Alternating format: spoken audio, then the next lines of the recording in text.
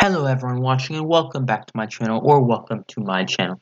I'm Bird's Eye View Politics, and in this video I'm going to be taking yet another look at the war in Ukraine. So let's start with updates from Kherson. Now in Kherson, as I covered in my last video, Ukraine has taken full control of the city as well as the entirety of that left bank of the river towards Mykolaiv. This was of course a major victory for Ukraine, with Russia scrambling to get its troops out of there. However, Ukraine hasn't pushed farther than the river as of yet, mostly because Ukraine has still been struggling to take this key area here. This area, situated technically in Mykolaiv Oblast, but also to a lesser extent over here in Kherson Oblast, allows shipping to move through here from Odessa up the river, even towards Zaporizhzhia and Nikopol. Now, Ukraine needs to take control of this before they are able to move and take the rest of Kherson Oblast, or even attempt to do so, because they need to make sure that the Russian Navy is unable to impede any attacks from Kherson out into the rest of largely rural and largely plains, great for maneuvering, attacking warfare of Kherson.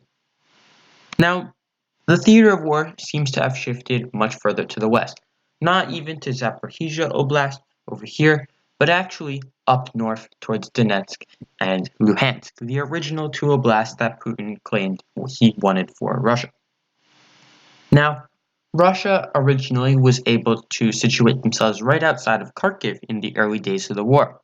However, by April into September and now November, we have seen Ukraine steadily push the Russians back, and as of when this video is recorded, on the 24th of November, Ukraine has pushed them almost entirely out of Kharkiv Oblast, with Russia holding on to one small settlement, while Ukraine has now even pushed into Luhansk Oblast, something Putin claimed was fully, completely controlled by Russia and would be forever.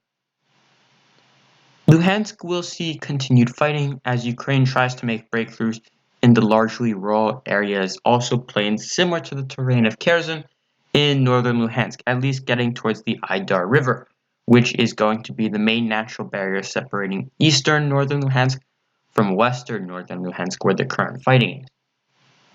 In the much more urbanized terrain, however, of western and southern Donetsk, as well as western Luhansk, we are going to continue to see much more heavy casualties, especially in areas that Russia are currently fighting, such as this line, which approximately stretches from Bakhmut in the north down to Donetsk itself in the south. This line of cities has seen continued fighting since almost the beginning of the war, and it will continue to see that fighting as Russia maintains their goal of trying to take control of Donetsk and Luhansk. Russia losing Kherson is a major issue, not only for Russia morally, in terms of do they think they can win the war, but also in terms of Putin himself's popularity.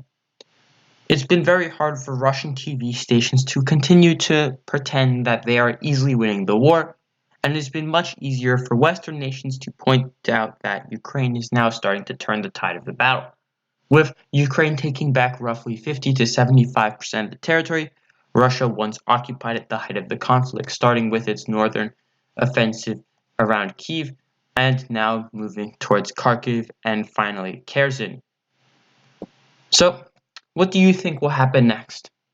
Don't forget to like, share, and subscribe for this video, and I'll see you next time.